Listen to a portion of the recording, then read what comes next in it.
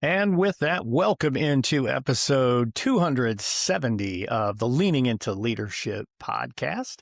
Coming to you a day late and completely honest, 100% a planned thing. I wanted to give just a little bit of space to families on Easter Sunday. So I decided, hey, let's release this episode one day later. Next Sunday, don't worry, we'll get back to our regular schedule of dropping an episode every single Sunday. So let's talk about today's episode. And actually, let's talk about what's coming up, because over the next few weeks, I'm going to be doing a 3-part solo series, all centered around one idea. How do we actually plan for success in the coming school year? Because let's be honest, it is that time of year. Budgets are being built, staffing decisions are being made. In many cases, your master schedule's either finished or you're working on it as you're listening to this podcast. You've started to allocate resources to make sure that the things you want to get done can get done. There's a lot of planning that happens in the month of April. That's why I'm choosing to do this series in the month of April. And here's another reason, because I've noticed something. In many cases, we're planning what we're going to do, but we're not doing the kind of backward planning that actually sets our teams up for success when the school year begins. So here's where we're going to go in this series. Today, I want to challenge your thinking around when the work actually gets started. Next week, we're going to talk about what this looks like when you're dealing with turnover and transition within your leadership team. And then in our final episode, I'm going to walk you through how we actually build alignment and momentum before the school year begins. Because if we get this right, we don't just start the school year strong, we stay strong throughout the school year. So let me ask you a question. When does your plan for next year actually begin? Because I've been having the same conversation over and over again with school leaders over the last probably month or so. And they're excited about next year. The leaders that I work with, they've got lots of really good ideas of what they want to do. They've got good initiatives that they really want to roll out, whether those are connected to culture or they're connected to instruction, relationships. They've got good ideas, but because I'm their coach, I, of course, ask the second question. The second question is, when does this work start? And almost always, I hear the same thing. Well, we'll roll it out in August. Every time I hear that, I have the same thought. That's not really a launch plan. That's a bit of a delay. Now, before we go any further, I want to connect this to something that I think is really important. One of the reasons that leaders do delay the work is that they don't have the space they need to really focus on it. They're pulled in 100 different directions, and they're putting out fires and solving problems, handling things that, quite honestly, don't always require their direct attention. That is why I appreciate the work of my friends at Hey Tutor, a very proud sponsor of this podcast. Hey Tutor partners with schools and districts to deliver high-quality, evidence-based math and English language arts tutoring programs. But what really stands out is how they take the operational burden off of your leadership team.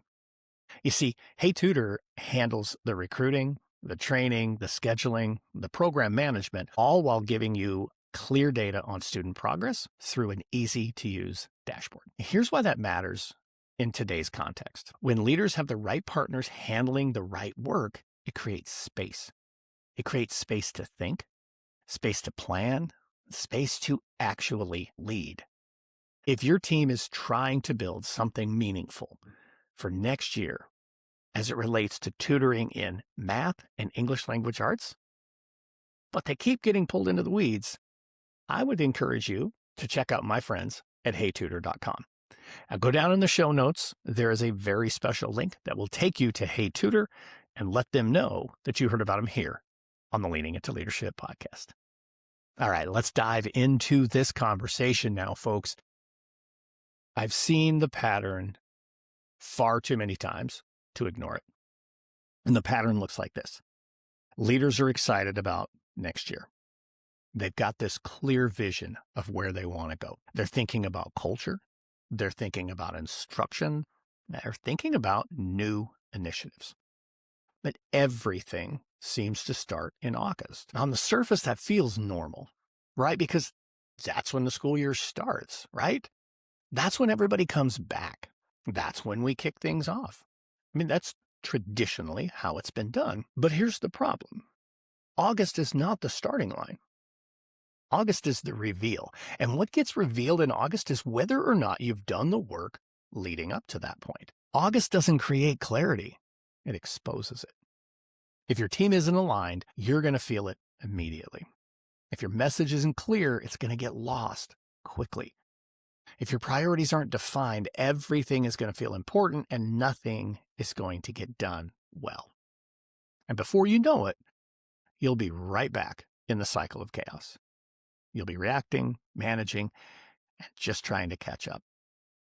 Before you know it, it'll be April of next year, and you'll be thinking, this time we're going to put a plan together that works. So instead of asking, what are we going to do in August? I think there's a better question that you should ask. What has to be true by August for this to work? And see, to me, that question changes everything, because now you're not thinking about the event. You're thinking about the preparation. You're thinking about the alignment. You're thinking about clarity. You're thinking about building momentum, and that is where intentional leadership lives. Let me give you a very quick example. I had a conversation with one of the leaders that I support earlier in this previous week, and we talked about their instructional model that they are going to roll out to their staff beginning in August. Honestly, this was probably the fourth or fifth conversation like this that I've had in the last 2 weeks. In this particular conversation, there are a couple of pieces that they've put in place to start laying the groundwork, but they're not giving any feedback. They're not really holding anyone accountable for doing that work yet. Here's the problem.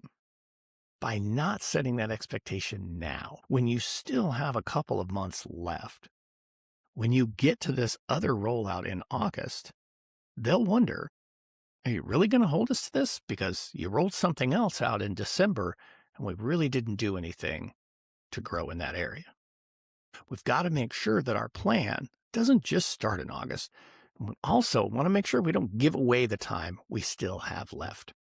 That's where backward mapping comes in. We'll go a little deeper into this in the weeks to come, but I want to introduce the idea today. And I know you've heard the phrase backward mapping before, but sometimes we don't think about it in the context of building our own plans for professional growth, student outcomes in our schools. So instead of starting with today and just moving forward, I want you to start with your launch. Whatever that day is, you already know what day your staff is going to return, the day your students are going to return. So go to that launch day, and then let's work backwards.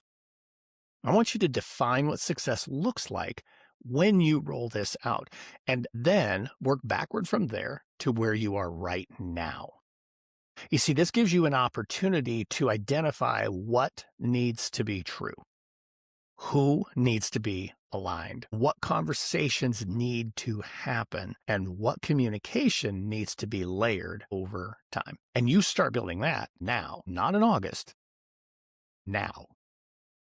That is such a great way to get this process started now. You're not surprising anyone. It's not like a big surprise reveal in August. Instead, start building those steps now. And again, you do that with backwards mapping. Let me give you something simple you can do right now. Pick just one thing you're thinking about for next year, just one. And then ask yourself this question. Maybe do this on the whiteboard in your office, or if you're one of those folks like me who has to write everything down in a notebook or on your iPad, do this exercise. First on your own, and then with your leadership team. I want you to ask yourself, what are 3 things that must be true by August in order for this work to succeed? Write it down. I'll ask the question again. What are 3 things that must be true by August for this work to succeed? Whatever you just wrote, that is your work now through the end of the school year. That is what your team should be focusing on now through the end of the school year. Now, I know some of you are listening to this and you're thinking, Darrin, that sounds great, but we're going to have some turnover. We got some new people coming in. We have some people who are retiring. I've got a couple of leaders in different schools that are going to be moving on. We don't even have our full team together. Yeah, you're right. That's a real situation. Honestly, that's probably true for a lot of people that are listening right now. There are absolutely situations where August is when the full team finally comes together. So what do you do then? Do you just sit and wait? Are you forced to start from scratch? That's what we're going to talk about next week. Because even in the middle of transition, there is still work you can be doing right now to set yourself and your team up for success. Let me close with this pep talk. The difference I'm seeing right now in the leaders that I'm working with, it's not talent. It isn't experience. It's timing. You see, some leaders are waiting. Others are building. They're creating clarity. They're aligning their team. They're having the conversations now that most people will push off until later. And when August gets here, they're not going to be scrambling. They will be ready. So don't wait. Start building. Because the leaders who get this right don't show up in August and hope that things go well. They're showing up now. They know they've already done the work that's going to make it happen in August. Hey, folks, if this episode resonated with you, share it with another leader who's already thinking about next year. As always, rate, review, and subscribe, because when you do that, that's what helps spread the word even more about leaning into leadership. I appreciate you joining me today. We will see you next Sunday. As always, get out there, have a Road to Awesome week.